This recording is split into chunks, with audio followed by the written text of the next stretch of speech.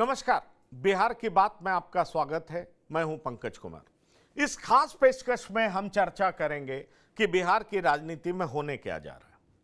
आपको बता दें कि कौन किसके साथ है, ये जानकर और समझकर आप हैरान हो जाएंगे। मुकेश साहनी क्या महागठबंधन में है? ये भी एक बड़ा विचारणीय प्रश्न है। चिराग पासवान तेजस्वी यादव से गले मिल रहे हैं। क्या मतलब है इसका? चिराग पासवान क्या कुछ इंडिकेशन दे रहे हैं या ये एक प्रेशर टैक्टिस है? और साथ ही साथ आपको हम ये भी बताना चाहेंगे कि क्या बिहार के चुनाव में कई बड़े नेता मैदान में उतरेंगे? क्या ऐसे नेता भी मैदान में उतर सकते हैं जो कि केंद्र में मंत्री हैं? ध्यान रहे, ऐसा वो क्यों करेंगे?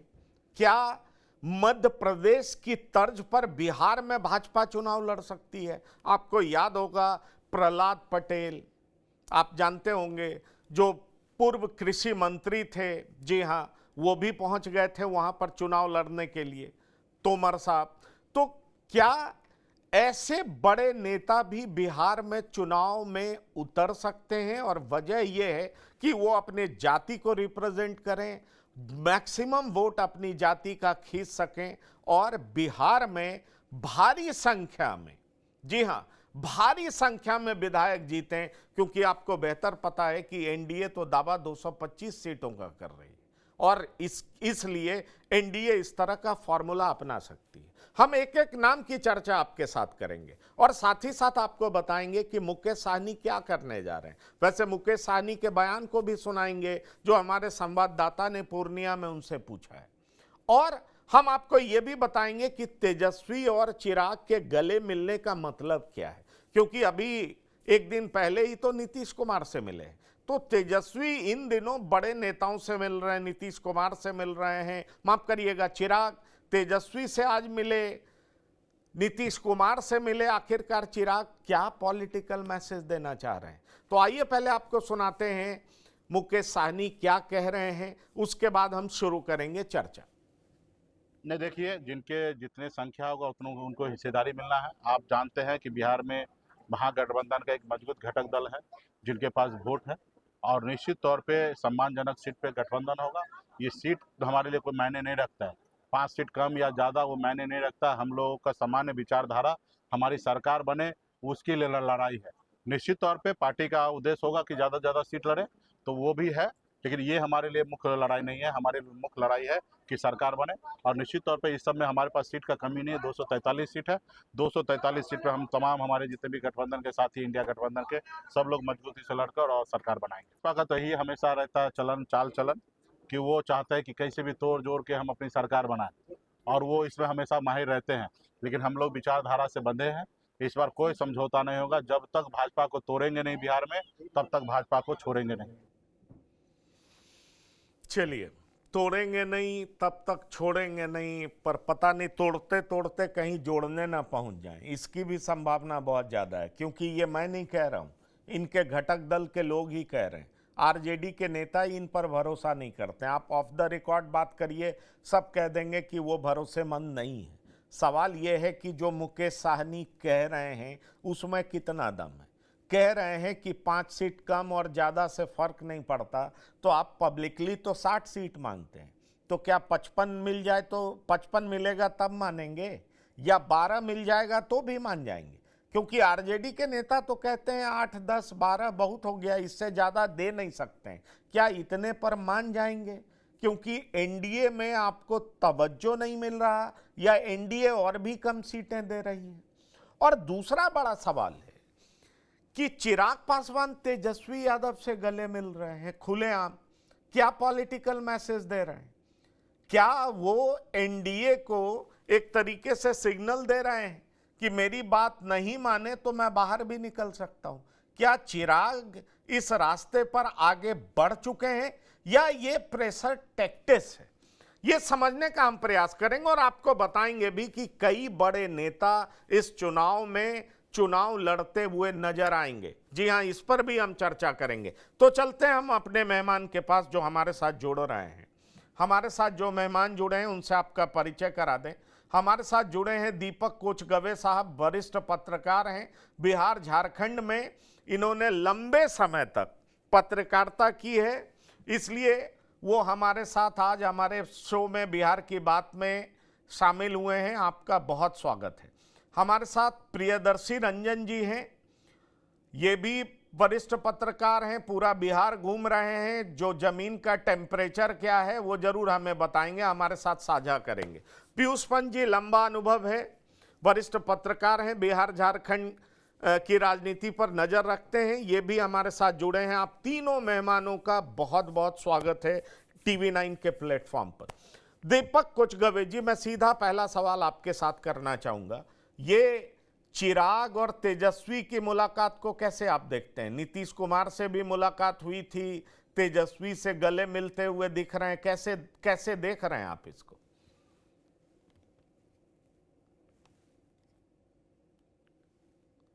नमस्कार जी नमस्कार। देखिए, जहाँ तक ये चुनावी वर्ष है और चुनाव में हम लोगों ने देखा है कि कोई अगर नेता किसी के साथ खड़ा होकर मुस्कुरा भी देता है तो बड़ी सारी खबरें बन जाती हैं। जहाँ तक चिराग पासवान और तेजस्वी के मिलने का और इशारों की बात है, तो मुझे लगता है कि चिराग पासवान इंडिया के हनुमान हैं और मोदी के हनुमान हैं। तो अभी ऐसी कोई स्थिति बनती दिखती नहीं है कि चिराग पासवान और तेजस्वी यादव एक हो जाएं। ये मिलना, अब मिलेंगे तो फिर कहेंगे कि हमारे पारिवारिक संबंध हैं, मेरे पिता और तेजस्वी के पिता बहुत अच्छे दोस्त थे, हम लोग का घरेलू रिश्ता है, ये सारी बातें ये है।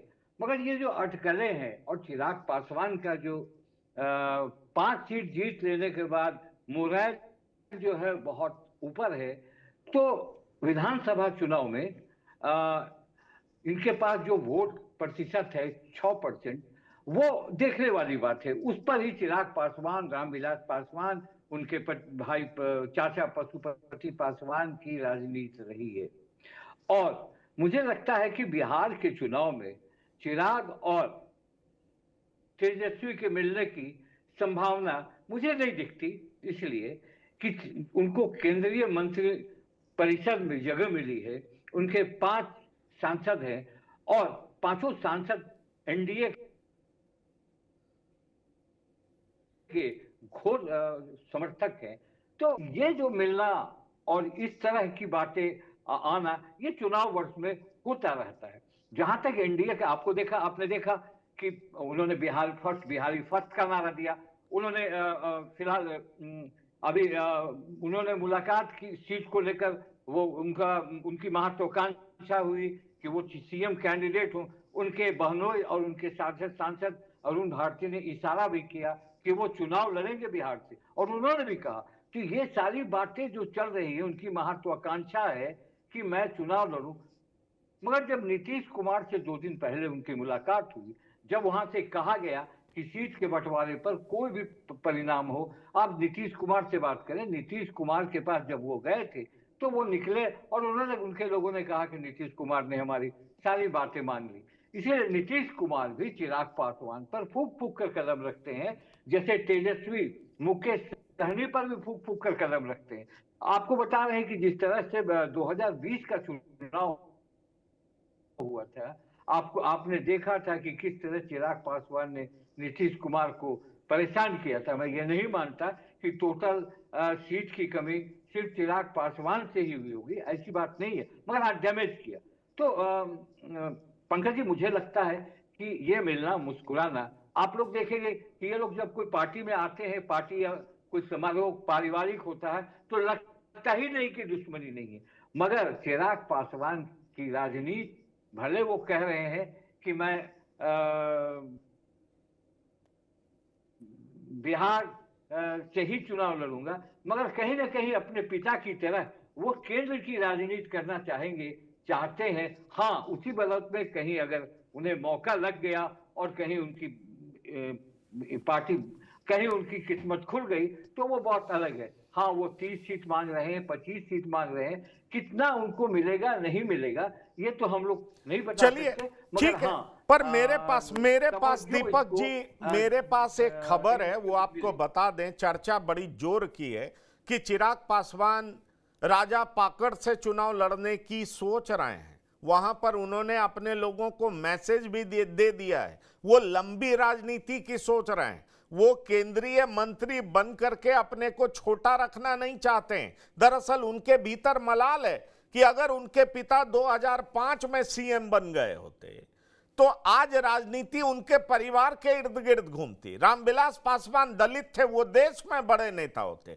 और इसीलिए बीच बीच में यह आवाज आती है कि वो अपने पिता के उलट राजनीति करना चाहते हैं। उनकी प्रदेश कार्यकारिणी ने अपनी मीटिंग में इस बात की चर्चा की।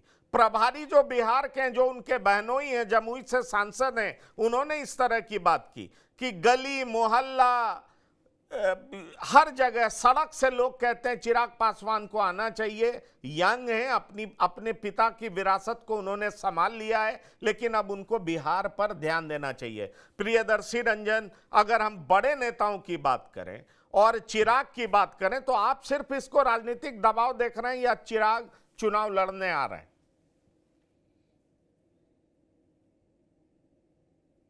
अनम्यूट करिए। जी, प्रथम दृष्टया तो यही लगता है कि ये चिराग पासवान का दबाव वाली राजनीति है, लेकिन अगर ये हकीकत में बदलता है तो निश्चित तौर पर जो आप बता रहे हैं कि उनके मन में है कि मुझे विधायक बनना चाहिए और मेरे पिता अगर विधायक बनते, विधायक सभा की राजनीति करते तो शायद वे और मजबूती के साथ बिहार की राजनीति में स्थापित होते। तो चिराग पासवान अगर वो सोच रहे हैं कि मुझे लंबी राजनीति बिहार के इर्द गिर्द करनी है, बिहार विधानसभा के इर्द गिर्द करनी है, तो निश्चित तौर पर वे चुनाव लड़ना चाहेंगे, चुनावी राजनीति में, विधानसभा की चुनावी राजनीति में जाना चाहेंगे। लेकिन अगर वे चाह रहे हैं, जो कि प्रथम दृष्टया यही लग रहा है कि दबाव की राजनीति है, तो कहीं ना कहीं सीटों को लेकर के मामला फंसा हुआ है एनडीए के भीतर चिराग पासवान का।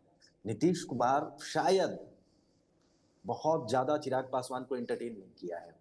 मुझे जो खबर है वो यहां तक बात है कि नीतीश कुमार ने साफ तौर पर कह दिया है चिराग पासवान से कि आप मेरे पास मत आइए, मैं आपका एनडीए के भीतर गारंटर नहीं हूं, भारतीय जनता पार्टी के पास जाइए, आपको कितनी सीटें देनी है, कितनी सीटें दिलवाएंगे, वो भारतीय जनता पार्टी के हिस्से है। मैं उस मामले में टांग नहीं अड़ा रहा हूं, मुझे इतनी सीटें चाहिए। उन्होंने अपनी सीटें बता दी है बाकायदा, और दो लोगों का नाम बताया गया है, विजय चौधरी और अशोक चौधरी। ये दो लोग हैं जो जनता दल यूनाइटेड की ओर से विधानसभा सीट बंटवारे में बात करेंगे, और साफ तौर पर बता दिया गया है कि ये लोग इससे नीचे सीट पर बात नहीं करेंगे और सिर्फ जनता दल यूनाइटेड की सीटों के बारे में, एनडीए के भीतर बात के बारे में बात करेंगे। वो आपकी गारंटी, आपके सीटों की गारंटी नहीं लेंगे कि कितनी सीटें आपको दिलवाई जाए, दी जाए। लोकसभा तक, यहाँ तक नीतीश कुमार ने कहा कि लोकसभा तक मेरी जिम्मेवारी थी, लोकसभा में आप को जो सम्मानजनक सीटें चाहिए थी उसके लिए मैंने भी पैरवी की, मैंने भी बात की भारतीय जनता पार्टी से। आपने जैसा चाहा, चिराग पासवान को नीतीश कुमार ने कहा कि आपने जैसा चाहा वैसा हुआ, जिसको चाहा आपने पशुपति पारस की पार्टी को एक सीट नहीं लेने दिया, वैसा ही हुआ। आपको जितनी सीटें चाहिए थे मिल गई, मनचाही सीटें चाहिए थी मिल गई, लेकिन बिहार विधानसभा में आप इस तरीके से नहीं कर सकते हैं, आपको दूसरे तरीके से सोचना होगा।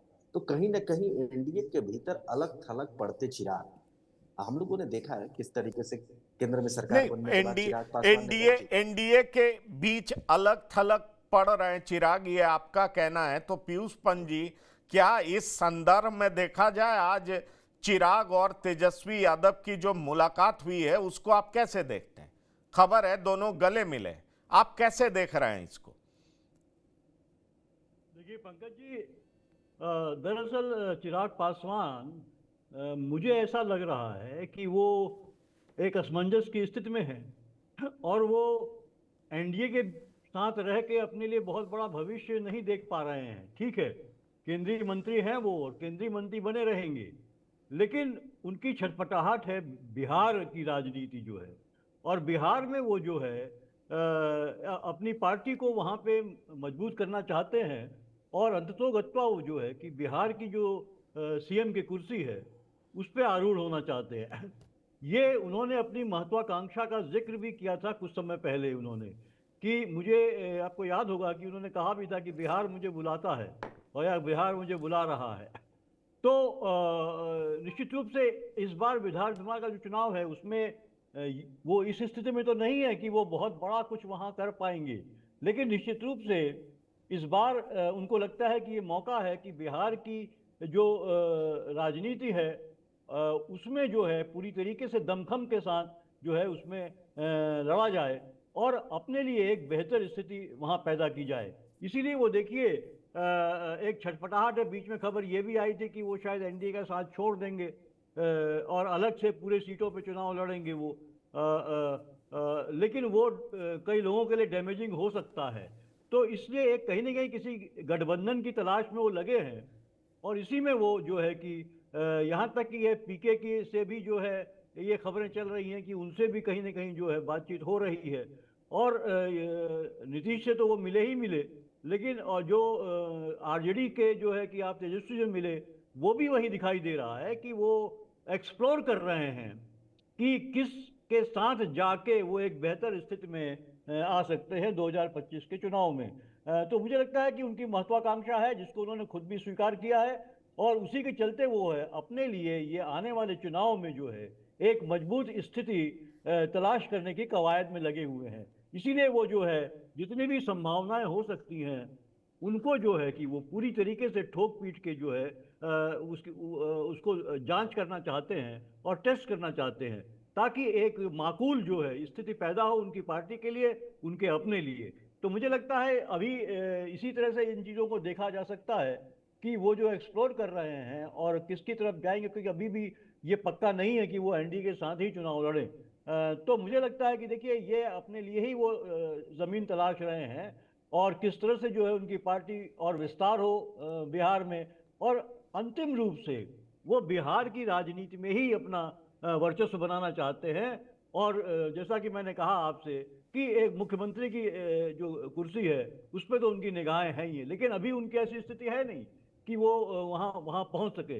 लेकिन निश्चित रूप से वो कोशिश करेंगे कि एक बड़ी संख्या में जो है इस बार वो चुनाव में आए, जीत के आए उनके विधायक, बड़ी संख्या में वो चुनाव लड़े। लेकिन एनडीए में मुझे लगता है कि शायद ये संभव नहीं होगा, एनडीए इतनी सीटें उनको देगा नहीं कि जो है कि उनकी स्थिति नहीं देगा। ये सारी बात ठीक है। देखिए इसके आर्गुमेंट, काउंटर आर्गुमेंट भी है। दीपक कोचगवे जी भी हमारे साथ हैं और मैंने आपको बताया कि बिहार के हर पॉलिटिकल मूव पर इनकी नज़र रहती है। मैं आपसे यही सवाल करना चाह रहा हूं। आपने कहा वो मंत्री पद क्यों छोड़ेंगे, लेकिन कहा जा रहा है कि उनकी नज़र 2030 पर है। अगर 2025 में वो सीएम नहीं भी बन पाए तो 2030 के लिए वो तैयारी करना चाहते हैं और इसलिए चिराग बिहार से चुनाव लड़ना चाहते हैं। वो राजा पाकर से चुनाव लड़ेंगे। अब ऐसे में देखिए दो परिस्थिति है। हो सकता है ठीक है वो एनडीए में ही बने रहें, अपनी जगह अपने बहनों को मंत्री बना दें। भाई शिकंजा तो इन्हीं का रहेगा ना, नेतृत्व तो इन्हीं का रहेगा। मंत्री वो रह सकते हैं, अरुण भारती मंत्री बन जाएं और यहाँ पर वो जमीन पर उतर जाएं, अपनी पार्टी का जनाधार बढ़ाएं। यंग हैं, लोकप्रिय हैं और उनको ऐसा लगता है कि मैं दलित हूँ, 19% वोट हमारे साथ है। और ये सिर्फ बिहार की बात है, उनको ये भी लगता है कि उत्तर प्रदेश में भी अब दलित नेतृत्व उतना ताकतवर नहीं रह गया जैसा कभी मायावती के रूप में रहता था। तो एक दलित नेता के तौर पर यह सही समय है अपने आप को स्थापित किया जाए राष्ट्रीय लेवल पर। इसलिए उत्तर प्रदेश हो, बिहार हो, झारखंड हो, बंगाल हो, इन जगहों पर वो अपना पैर फैलाना चाहते हैं, पार्टी का जनाधार बढ़ाना चाहते हैं। क्या दीपक कोचगवे जी इसीलिए चिराग अब मैदान में उतरना चाह रहे हैं, विधानसभा चुनाव लड़ना चाह रहे हैं? और जहां तक मुकेश साहनी का सवाल है तो वो सीटों को लेकर बार्गेन कर रहे हैं और खुद भी चुनाव लड़ेंगे या नहीं लड़ेंगे, ये भी एक सवाल है, क्योंकि अभी तक वो एक भी चुनाव जीत नहीं पाए, चाहे विधानसभा हो चाहे लोकसभा हो। लेकिन हर चुनाव में इनकी चर्चा जरूर रहती है और ये दावा करते हैं कि मेरे पास 8% वोट है, 22% वोट है। अब तो कहते हैं अति पिछड़े का 36% वोट है। इनके पार्टी के कई नेता 36% वोट के प्रतिनिधित्व का दावा करते हैं। आपको क्या लग रहा है कि साहनी भी पाला बदल सकते हैं, या साहनी ऐसा कर रहे हैं तो वो सिर्फ राजनीतिक दबाव की वजह से कर रहे हैं, और जो चिराग कर रहे हैं उनकी लंबी सोच है, या वो भी राजनीतिक दबाव डाल रहे हैं एनडीए पर? देखिए, आपने जो सवाल किया और आपने चिराग पासवान की जो बात की और महत्वाकांक्षा की बात की, बहुत अच्छे तरीके से ने आपने एलिबोरेट किया कि वो बिहार की राजनीति करना चाहते। मैं तो ये कह ही रहा हूँ कि वो बिहार की राजनीति करना चाहते हैं और वो चुनाव लड़ना चाहते हैं। मैंने तो कहा, ये नहीं कहा कि वो तेजस्वी के साथ क्या करेंगे, मगर वो लगातार चुनाव लड़ना चाहते हैं, बिहार में अपनी पार्टी को मजबूत करना चाहते हैं। तमाम ऑड्स के बाद उनके चाचा नाराज हैं, उनके भाई नाराज हैं, उनके घर में आपसी विवाद है, ये तमाम मुद्दे अलग हैं, मगर चिराग पासवान को कहीं ना कहीं लगता है कि हम बिहार में एक विकल्प बन सकते हैं। विकल्प का मतलब, क्योंकि वो देख रहे हैं कि अब तो देखिए पंकज जी, नौजवानों की का दिन आया, चाहे वो तेजस्वी हो, चिराग पासवान हो, चाहे वो अभी मुकेश सहनी ही हो, इस तरह के चर्चा तो नीतीश कुमार के पुत्र निशांत पर भी आती। तो ये समझ रहे हैं कि अब ये दौर हमारा लोग का आने वाला है, हम बिहार में कुछ करें। अब सवाल ये है कि किस तरह करेंगे। गठबंधन में रह के ही करना होगा, गठबंधन से बाहर जा नहीं सकते। आपको याद होगा 14 में रामविलास पासवान नहीं चाहते थे एनडीए में आना, ये चिराग पासवान का ही ये था कि नहीं एनडीए पर आना ही थे, और उनके विचार के विरुद्ध जाकर उन्होंने एक अच्छा फैसला लिया जो आगे बढ़ गए और आज उनके पास 5 सांसद है। तो कहीं ना कहीं चिराग पासवान मोटिवेट करना चाहते हैं, इसके लिए बिहार में वोट बैंक बहुत बड़ा मसला बनता है। पंकज जी, जातीय गणना पर लोग क्यों जोर देते हैं? क्यों एक आप तेजस्वी यादव जो लालू प्रसाद यादव के एब्सेंस में इतना जोशीले क्यों हो जाते हैं? क्योंकि उनके पास वोट बैंक है, एक आधार है कि इतना परसेंट तो उनको मिलना चाहिए, मिलेगा ही। उसी तरह चिराग पासवान की महत्वाकांक्षा है, वो होनी भी चाहिए। और चिराग पासवान बिहार में, हालांकि बिहार फर्स्ट का अभी कॉन्सेप्ट जो है, जो उनका विजन है, वो अभी धरती पर नहीं उतरा है। मगर हाँ, इस चुनाव में अगर वो आएंगे तो चुनाव मजेदार होगा। और अब उनको फेस करना होगा तेजस्वी यादव, उनको फेस करना होगा पशुपति पारस, प्रिंस राज और ऐसे बहुत लोगों। मगर हाँ, एक पॉपुलर चेहरा है और एक एक्सेप्टेबल चेहरा है, ये इसको हम मान सकते हैं कि हाँ, ये आगे के दिनों का एक घोड़ा है। वो आगे क्या होगा चुनाव में, कैसे ये जाएंगे, कितने सीट मिलेगी। और देखिए, कहीं भी जाएंगे, इनकी जो इच्छा है 30 सीट 35 सीट जो भी है, अब उसको नीतीश कुमार तो नहीं देंगे।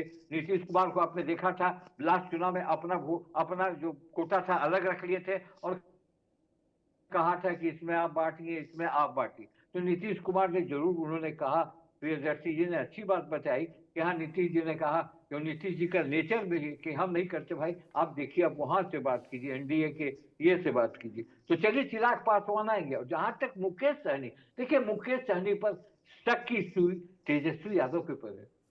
शक की सुई तेजस्वी यादव उनके पर है इसलिए कि आपने लास्ट चुनाव में देखा था, जब प्रेस कॉन्फ्रेंस होने जा रहा था तो पीठ में छुरा मारा और वो हट के निकल गए एनडीए की तरफ।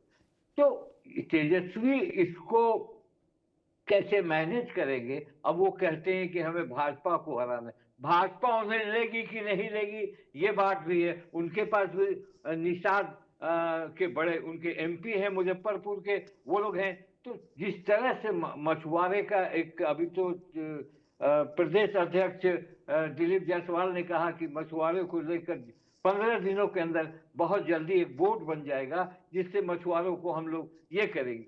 तो कहीं ना कहीं मुकेश सहनी के पास अल्टरनेटिव, अकेले चुनाव नहीं लड़ सकते। बोलने को तो मैं भी बोल दूंगा कि मेरे पास 22% वोट है, मगर आपने देखा होगा कि लोकसभा में इनकी क्या दशा हुई, किस तरह से तेजस्वी को भी ठीक है, बिल्कुल आप मिला नहीं ठीक इनका कह रहे सपोर्ट, हैं। भले दोनों आप ठीक कह रहे हैं। बीजेपी ने जिस तरीके से एक मछुआरों के बोर्ड बनाने की बात की, उससे एक बात बहुत साफ नजर आ रहा है कि एनडीए ने उनका कार्ड ढूंढ लिया है।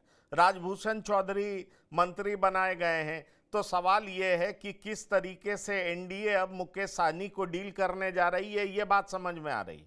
लेकिन कुछ और बड़े नेताओं का नाम है, आप हैरान हो जाएंगे। खबर ये भी है, वैसे अभी अपुष्ट सूत्रों से, अभी औपचारिक तौर पर कंफर्म नहीं किया गया है, लेकिन खबर यह भी है कि नित्यानंद राय भी मैदान में उतर सकते हैं। और कहा यह जा रहा है कि रामकृपाल यादव दानापुर से लड़ेंगे और नित्यानंद राय राघोपुर से लड़ेंगे और राघोपुर से सीधा तेजस्वी यादव को चुनौती देंगे। अगर वाकई ऐसा होता है तब तो यह मान लिया जाएगा कि मध्य प्रदेश की तर्ज पर चुनाव में उतारा जा रहा है लोगों को, केंद्रीय मंत्री को वहां उतारा जा रहा है। तो बीजेपी कितना सीरियसली इस चुनाव को ले रही है यह माना जाएगा। पर एक काउंटर लॉजिक भी है इसका कि क्या बीजेपी के पास केंद्र में इतने सफिशिएंट नंबर हैं कि सिटिंग मिनिस्टर को वो विधानसभा चुनाव लड़ने बिहार भेज दे? प्रियदर्शी रंजन, बिल्कुल आपने सवाल में जवाब भी दे दिया। ये जो है मतलब परिस्थितियां वैसी नहीं है कि भारतीय जनता पार्टी इतना बड़ा रिस्क ले। मध्य प्रदेश में जब उतारा गया था या राजस्थान में जब बड़े बड़े नेताओं को उतारा गया था, तब लोकसभा के चुनाव में, ये माफ करिएगा, लोकसभा में भारतीय जनता पार्टी बहुत मजबूत स्थिति में थी। उसके बाद जो लोकसभा चुनाव हुआ उसमें भारतीय जनता पार्टी की वैसी स्थिति नहीं रह गई। तो इसीलिए रिस्क भारतीय जनता पार्टी बिहार में उस तरीके से लेगी कहना मुश्किल है। लेकिन जो जो दो नाम आप गिना रहे हैं या इन जैसे जो नाम आप गिना रहे हैं, नित्यानंद राय, रामकृपाल यादव, या इसमें अन्य जो नाम आप जोड़ लीजिए, वो नाम जो मुख्यमंत्री बनना चाहते हैं, बिहार की राजनीति करना चाहते हैं, वे लोग स्वेच्छा से खुद को विधानसभा में झोंक सकते हैं, उसमें खुद को आजमा सकते हैं। उसमें नित्यानंद राय की बड़ी इच्छा है। बिहार की कमान संभालने के अमित शाह के बहुत करीबी माने जाते हैं और कहा जाता है कि बिहार में अगर सरकार बनी और अमित शाह की चली तो नित्यानंद राय ट्रम्प कार्ड हो सकते हैं बिहार में। रामकृपाल यादव की भी इच्छा रहती है कि किसी न किसी तरीके से सदन की राजनीति में रहा जाए। सड़क की राजनीति तो कोई करना नहीं चाहता है, संघर्ष की राजनीति भारतीय जनता पार्टी शायद अभी थोड़ा कम कर रही है। तो ऐसे लोग जो बड़े नेता हैं, जो लोकसभा में चूक गए हैं या लंबे समय से जिनको मौका नहीं मिला है, वो लोग विधानसभा में निश्चित तौर पर आजमाए जाएंगे, लड़ेंगे वो लोग चुनाव। लेकिन उन नामों पर मैं फिर से कहता हूं कि उन नामों का चुनाव में आना, जिसमें गिरिराज सिंह का भी आप कह सकते हैं कि गिरिराज सिंह भी मुख्यमंत्री के दावेदार हैं, राजीव प्रताप रूढ़ी ने भी दावा ठोक दिया है बिहार में मुख्यमंत्री पद पर के उम्मीदवारी पर भारतीय जनता पार्टी के भीतर से। यूं ही नहीं है, राजीव प्रताप रूढ़ी की सक्रियता, उन्होंने जो एयर शो करवाया था वीर कुंवर सिंह के पुण्यतिथि के अवसर पर, तो वो सब चीजें जो हो रही हैं बिहार में, एक बिहार भारतीय जनता पार्टी के भीतर मुख्यमंत्री के दावेदारों के बीच होड़ बन गया हुआ है। इन केन प्राकीर्ण अनेक तरीकों से लोग एक नेता जो है अपने आप को प्रेजेंट कर रहे हैं। राजीव प्रताप रूढ़ी ने अलग तरीके से प्रेजेंट किया, गिरिराज सिंह अलग तरीके से खुद को प्रेजेंट कर रहे हैं सनातनी झंडा बदार के तौर पर, नित्यानंद राय अलग तरीके से, रामकृपाल यादव अलग तरीके से। ये तमाम जो नाम हैं, इसमें और जो नाम छूट रहे हैं मुख्यमंत्री के दावेदार, माफ करिएगा, स्वाभाविक तौर पर सम्राट चौधरी हैं, विजय सिन्हा हैं, संजय जायसवाल हैं। ये सब नाम हैं जो बिहार में भारतीय जनता पार्टी के बड़े लीडर हैं और मुख्यमंत्री के तौर पर कभी भी प्रोजेक्ट किए जा सकते हैं या इनको लगता है कि मुझे मौका मिल सकता है। तो ये लोग, संजय जायसवाल भी विधानसभा के चुनाव में आ सकते हैं अगर उनकी इच्छा हुई कि मुझे विधानसभा बिहार के मुख्यमंत्री या विधानसभा की राजनीति करनी है, उप मुख्यमंत्री बनना है, बिहार की राजनीति को प्रभावित करना है, तो निश्चित तौर पर वो चुनाव लड़ करके आएंगे। और भारतीय जनता पार्टी एक मैसेज दे रही होगी, तभी ये लोग सक्रियता दिखा रहे हैं। भारतीय जनता पार्टी मैसेज दे रही होगी कि अगर बिहार में आपको लंबे समय की राजनीति करना है तो विधानसभा में भी इंटरेस्ट लीजिए, सीधे तौर पर हमारी सरकार बने, संख्या बढ़े, और उसके लिए जरूरी है कि बड़े नेता विधानसभा के चुनावी मैदान में कूदें।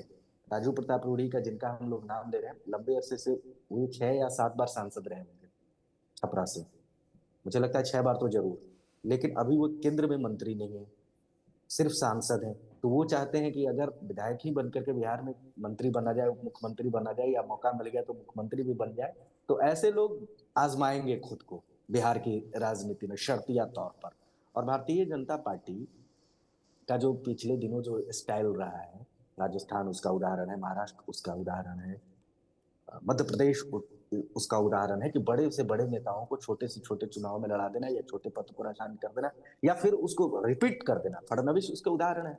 किसी ने सोचा था क्या कि मुख्यमंत्री बनने के बाद वो उप मुख्यमंत्री बनेंगे और उप मुख्यमंत्री बनने के बाद फिर मुख्यमंत्री बन गए? तो भारतीय जनता पार्टी इस तरीके से आजमा रही है। मध्य प्रदेश का आपने नाम लिया था, एक से एक बड़े दिग्गजों को भारतीय जनता पार्टी ने हाँ, उतार दिया था। नरेंद्र सिंह तोमर, प्रहलाद नरेंद्र सिंह पटेल, जी, ऐसे कई नाम जी हैं। जी जी, कैलाश जी थे, तमाम लोग थे।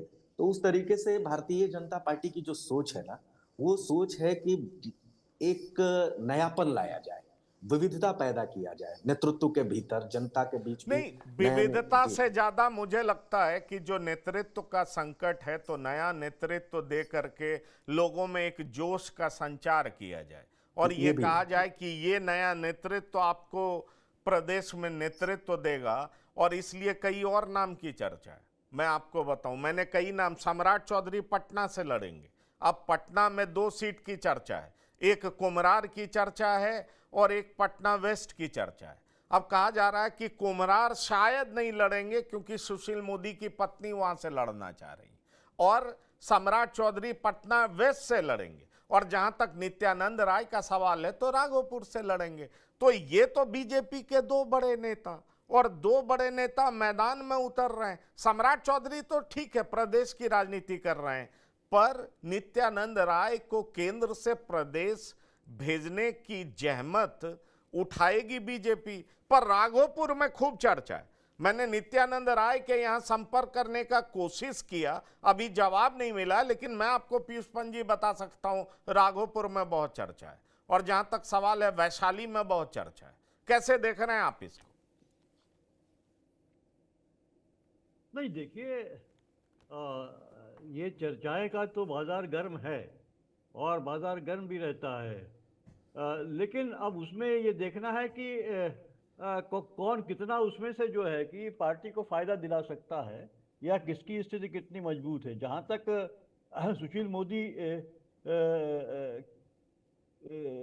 की पत्नी का सवाल है, तो वो तो निश्चित रूप से उनका ये दावा बनता ही बनता है।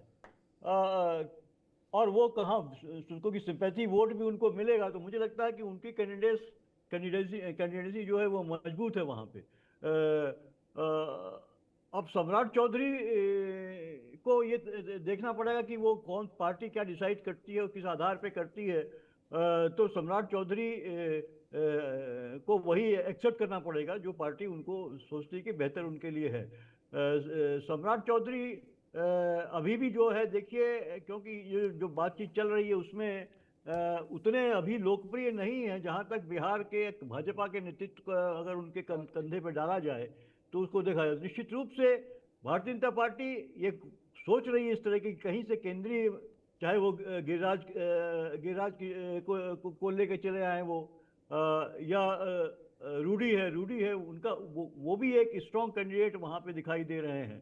और तो अभी दूसरी बात यह कि जैसे हमने देखा कि मध्य प्रदेश में भी हमने देखा था, और भारतीय जनता पार्टी फिर बिहार में भी एक्सपेरिमेंट कर सकती है कि कुछ केंद्रीय मंत्रियों को यहाँ लेके आए, और उसमें से 2-4 लोगों को सबको ये कहा जाए, जैसे ये कि आप जो है कि अगले मुख्यमंत्री होंगे बिहार के, ताकि वो उस तरह से जो है कि उनके कार्यकर्ता और उनके लोग जो है, और वो खुद भी जो है वो मेहनत करें और भारतीय जनता पार्टी को वो सीटें दिलवाएं जिनके लिए उनको खड़ा किया जाए।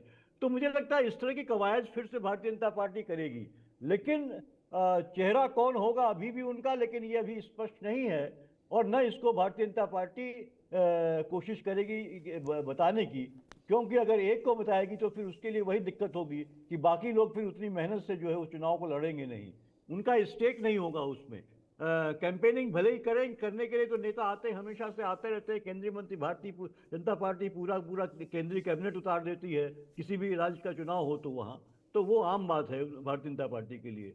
लेकिन बिहार में जो है कि किस तरह से, कि इस बार देखिए एक बात तय है कि भारतीय जनता पार्टी अपने बूते पे वहाँ सरकार बनाने की पुरजोर कोशिश में लगी हुई है, और वो यहाँ तक कि जो एनडीए गठबंधन है उसमें भी ये कोशिश होती है कि ज़्यादा सीटें उसी के पाले में रहें चुनाव लड़ने के लिए। इसलिए बहुत उसके लिए ये संकट भी पैदा हो रहा है कि अपने जो पार्टनर्स हैं उनको किस तरह से वो सेटिस्फाई कर सके। इसीलिए देखिए चिराग पासवान भी लगातार इधर उधर जो है अपने लिए ज़मीन तलाश रहे हैं कि कहाँ किससे गठबंधन बनाए, क्योंकि एनडीए उनको उतनी सीट देने के लिए तैयार नहीं है जितना, खासकर भारतीय जनता पार्टी उतना सीट देने तैयार नहीं है जितना कि वो मांग रहे हैं वहाँ पे।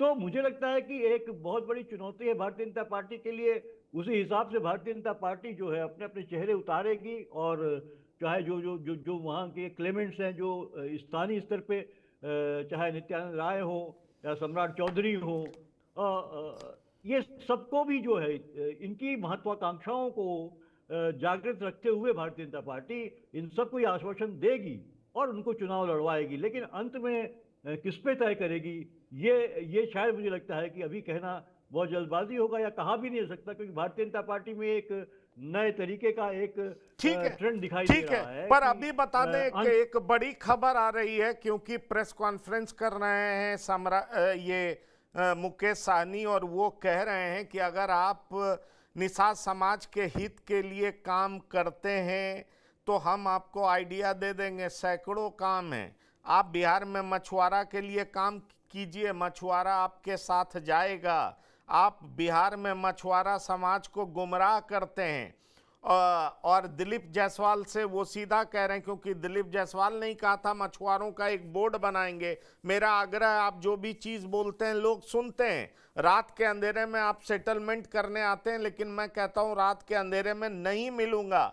वो यहाँ तक कहते हैं, मैं मुंबई जा रहा था फ्लाइट से, एक बड़े नेता मेरे बगल में बैठने आए, मुझे इस बात की जैसे ही जानकारी मिली मैंने सीट बदल दिया, क्योंकि मैं आपके साथ खड़ा होना नहीं चाहता। और वो कह रहे हैं बीजेपी के लिए दरवाजे बंद हैं। अगर आपको समाज का वोट चाहिए, निषाद समाज का, तो आपको आरक्षण देना पड़ेगा। ये प्रेस कॉन्फ्रेंस में बोल रहे हैं मुकेश साहनी। मतलब मुकेश साहनी ये दावा कर रहे हैं कि वो महागठबंधन में ही रहेंगे। तो महागठबंधन में रहेंगे तो दीपक कोचगवे जी चुनाव लड़ेंगे, और चुनाव लड़ेंगे तो कहां से लड़ेंगे, क्या संभावना है? क्योंकि मेरे पास तो जानकारी है नित्यानंद राय लड़ सकते हैं राघोपुर से, सम्राट चौधरी पटना पश्चिम से, रामकृपाल यादव दानापुर से, चिराग पासवान राजा पाकड़ से। मुकेश साहनी कहां से लड़ेंगे चुनाव? देखिए, मुकेश साहनी तो जो उनका सीट था वो लड़े या बिना चुनाव लड़े तो वो नेता नहीं बन सकते, उनको चुनाव लड़ना होगा। तो देखिए, अब मुकेश साहनी की जो हम बात कर रहे हैं, आपने जो नाम गिनाया अभी कुछ लोगों का, मैं उसमें दो तीन नाम और जोड़ देता हूँ। जैसे आपने कहा, मैंने कहा कि वो मंगल पांडे भी चुनाव लड़ने के रास्ते में, उन्हें भी चुनाव लड़ाया जा सकता है। अश्विनी चौबे को भी चुनाव देखिए, बीजेपी की कोर टीम की एक बैठक में यह तय किया गया था कि पूर्व सांसद और पूर्व मंत्रियों को, कम से कम 8 दर्जन मंत्री जो पूर्व सांसद और मंत्री हैं, उन्हें चुनाव लड़ाया जाएगा। उसके तहत शाहनवाज भी आते हैं, शाहनवाज भागलपुर भी घूमते हैं, पता नहीं उनका भी नाम है कि नहीं है। तो ये तमाम चीजें हैं रास्ते में। मुकेश साहनी का जो, मैं तो मानता हूं मुकेश साहनी की बात को कि वो सीधे सीधी अपनी सीटों को लेना चाहते हैं, ज्यादा सीटों को, और तेजस्वी कितना देंगे, लड़ेंगे अब वो हर हाल में महागठबंधन के साथ ही, क्योंकि अभी तीसरा फ्रंट अब प्रशांत किशोर के साथ जाएंगे कि नहीं जाएंगे, उनको तो हर हाल में रहना है वहां है। और ये अब उनको बीजेपी ने रास्ता मजबूत कर लिया है अपना जातीय समीकरण। तो मुकेश साहनी इसी तरह बोलेंगे, सीट लेंगे, और सीट लेने के बाद वही जो तेजस्वी यादव के साथ अपना चुनाव प्रचार करेंगे। तो आपने एक जानकारी दी, और मैं भी ये मानता हूं कि इस बार बनाया हुआ है। मुझे ये लग रहा है इस बार शाहनवाज हुसैन भी चुनाव लड़ेंगे। बड़े नेता रहे हैं, वाजपेयी गवर्नमेंट में मंत्री रहे हैं, शाहनवाज लंबे समय से सीन से बाहर हैं। तो प्रियदर्शी रंजन, आपको लग रहा है भागलपुर से लड़ेंगे शाहनवाज हुसैन? इसकी कितनी गुंजाइश है? लेकिन मुझे इस पर शक है कि नित्यानंद राय राघोपुर से लड़ने आएंगे। राघोपुर का मतलब है कि सीधा तेजस्वी यादव के गढ़ में घुस करके लड़ना, और अगर तेजस्वी यादव से उनको लड़ाया जाता है, इसका मतलब उनके लिए केंद्र ने कुछ लंबा सोचा है। इसकी संभावना नजर आती है आपको? देखिए, कोई लड़े या न लड़े, शाहनवाज हुसैन जरूर चुनाव लड़ना चाहेंगे विधानसभा का। जैसा दीपक कुचगवे सर ने कहा, आपने कहा, सबसे मजबूती से कोई चुनाव लड़ने की इच्छा इन दिनों प्रकट भारतीय जनता पार्टी में कर रहा है तो वो सैयद शाहनवाज हुसैन है।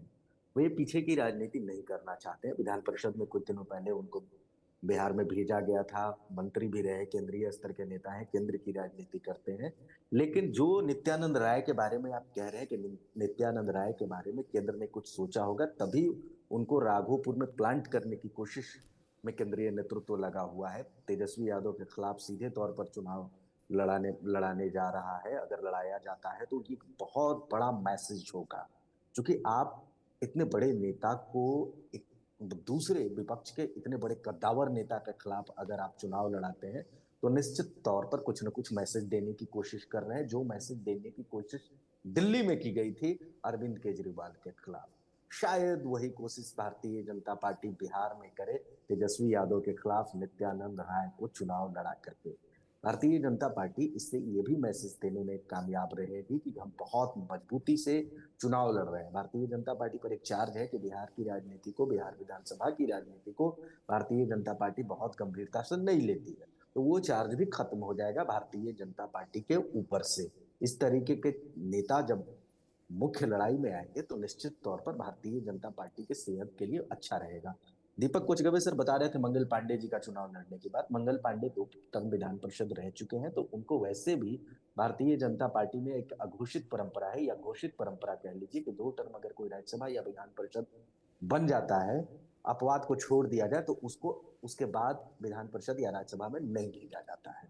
तो मंगल पांडे उस लिहाज से भी चुनाव लड़ने के लिए दावेदार बन जाते हैं। उनका चुनाव लड़ना स्वाभाविक है। वो गोपालगंज से लड़ेंगे या बक्सर से लड़ेंगे, ये देखना आगे की बात होगी। तो मुझे लगता है कि भारतीय जनता पार्टी, हाँ पंकज सर, आप जो बता रहे थे कि दीपा ये जो आधा दर्जन या कई पुराने नेता, दिग्गज नेता जो रेस में हैं चुनाव लड़ने के लिए, तो उसमें भारतीय जनता पार्टी के पास है क्या कि बहुत बड़े बड़े नेताओं की बड़ी फौज खड़ी हो गई। सबसे ज्यादा नेताओं की भीड़ अगर अभी कहीं है तो वो बिहार में भारतीय जनता पार्टी के भीतर है। लोगों को नेता नहीं मिल रहे अन्य पार्टियों को, और बिहार में भारतीय जनता पार्टी ऐसी है कि लबालब नेताओं से भरी हुई है। किसको लड़ाए किसको न लड़ाए बहुत मुश्किल है। एक सीट पर कम से कम 3-3, 4-4 दावेदार खड़े हो जाते हैं। तो भारतीय जनता पार्टी उसमें छाटेगी, उसमें बड़े नहीं, नेताओं चलिए को लाएगी। ये बात तो ठीक है, लेकिन दीपक कुचगवे जी जो कह रहे थे शाहनवाज हुसैन लड़ेंगे, ये बात समझ में आती है। अश्विनी चौबे लड़ेंगे, ये बात समझ में आती है। चलिए मैं ये भी बहुत हद तक मान लेता हूं कि सम्राट चौधरी लड़ेंगे और तभी तो नेतृत्व संभालेंगे, माना जाएगा कि फ्रंट से फाइट कर रहे हैं। लेकिन नित्यानंद राय का जहां तक सवाल है, तो वो यहां लड़ेंगे तो उप मुख्यमंत्री बन सकते हैं ना, उससे ज्यादा तो बन नहीं पाएंगे, क्योंकि मुख्यमंत्री के लिए वैकेंसी है नहीं।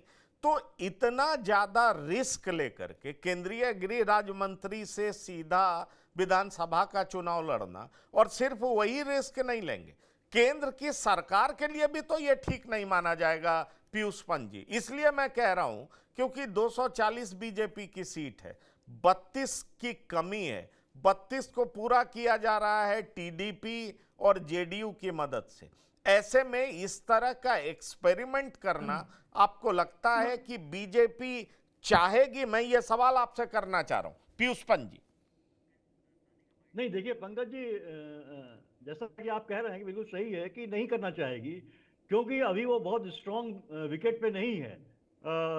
उसके पास कम सांसद है, और वो ये रिस्क नहीं लेना चाहेगी। चलिए, तो रिस्क लेना नहीं चाहेगी, आपने ये बात कहा, लेकिन मैं आपको दिखाता हूं कि मुकेश सहनी ने अभी अभी प्रेस कॉन्फ्रेंस किया है। क्या कह रहे हैं, जरा मुकेश सहनी को सुनिए। देखिए, ये प्रक्रिया पिछले 10 सालों से लगातार जारी है। समय समय पर भारत सरकार से चिट्ठी आना होता है और समय समय पर हम चिट्ठी भेजते हैं, और समय समय पर घुमा फिरा के जैसे जिलेबी घुमाया जाता है, उसी तरीके से भारत सरकार का जवाब आ रहा है। सरकार स्पष्ट भी नहीं कर रहा कि नहीं देंगे और हाँ भी नहीं कर रहे हैं। तो आने वाला समय में हम लोग निश्चित तौर पर, हमारी जब सरकार बनेगा तो जैसे बंगाल महाराष्ट्र में, तो बिहार में भी लागू होगा। अच्छे सीट पर लड़ेंगे और मजबूती से लड़ेंगे और अपनी सरकार बनाएंगे। 243 सीट हमारे महागठबंधन का है। सब सीट पर वीआईपी पार्टी लड़ेंगे, सब सीट पर आरजेडी लड़ेंगे, सब पे कांग्रेस लड़ेंगे। हम सब मिलजुल के अपनी सरकार बनाएंगे। राहुल गांधी यहाँ आकर खुले फील्ड देखे, आप देखने जाइएगा खुले हाँ, निश्चित तौर पे मैं खुले फिल्म भी नहीं देखूंगा कि बल्कि हम पूरे बिहार में प्रोजेक्टर के थ्रू आने वाला समय में जैसे OTT पे आ जाएगा तो पूरे बिहार में प्रोजेक्टर के तहत हम पूरे बिहार में पूरे पिक्चर गांव-गांव में पार्टी के वॉलंटियर के द्वारा पूरे गांव-गांव में पिक्चर हम लोग दिखाने का काम करेंगे। और हमारी सरकार अगर बन जाती है तो बनेगी तो उसके बाद हम लोग बिहार में टैक्स फ्री करेंगे और तमाम जितने भी थिएटर है, हॉल है, सब में पूरे पिक्चर लागू करेंगे, चालू करवाएंगे। चलिए, तो ये बड़े बड़े वादे कर रहे हैं, साफ दावे कर रहे हैं कि महागठबंधन में बने रहेंगे, पर महागठबंधन में बने रहेंगे किस हैसियत में? जो उन्हें ऑफर किया जाएगा क्या उसको एक्सेप्ट कर लेंगे, या एनडीए ने भी एक रणनीति के तहत मछुआरा बोर्ड बनाने की बात की और ये इंडिकेशन देने का प्रयास किया कि एनडीए मुकेश सहनी को ज्यादा इंटरटेन नहीं कर रही है, और अगर एनडीए ऐसा मैसेज देती है तो महागठबंधन भी जो चाहेगी वही ऑफर करेगी, आरजेडी ज्यादा सीट इनको ऑफर नहीं करेगी, और ऐसे में मुकेश सहनी ज्यादा सीट पा नहीं सकेंगे। तो फिर मुकेश सहनी क्या एनडीए के लिए प्रयासरत होंगे? क्योंकि कहा जाता है कि इनके संबंध नीतीश कुमार से भी बड़े अच्छे हैं, कहा यह भी जाता है कि बीजेपी में भी बड़े अच्छे संबंध हैं। तो सवाल यही उठ रहा है कि चिराग क्या जंप कर सकते हैं, उधर जा सकते हैं? मुकेश सहनी क्या इधर आ सकते हैं? बड़े नेता क्या मैदान में उतर सकते हैं? क्या बिहार का चुनाव इस बार दिलचस्प होने जा रहा है? कई केंद्रीय नेता इस बार विधानसभा चुनाव लड़ते नजर आएंगे। इन तमाम बातों पर हमारी नजर बरकरार रहेगी। जो भी ताजा अपडेट होगा हम आपको बताते रहेंगे। बिहार की बात में शिरकत करने के लिए पीयूष पंत जी, प्रियदर्शी रंजन जी, दीपक कुचगवे जी, बहुत बहुत धन्यवाद और शुक्रिया। तो बिहार की बात में इतना ही। ताजा तरीन खबरों के लिए आप लगातार देखते रहिए TV9। धन्यवाद, नमस्कार।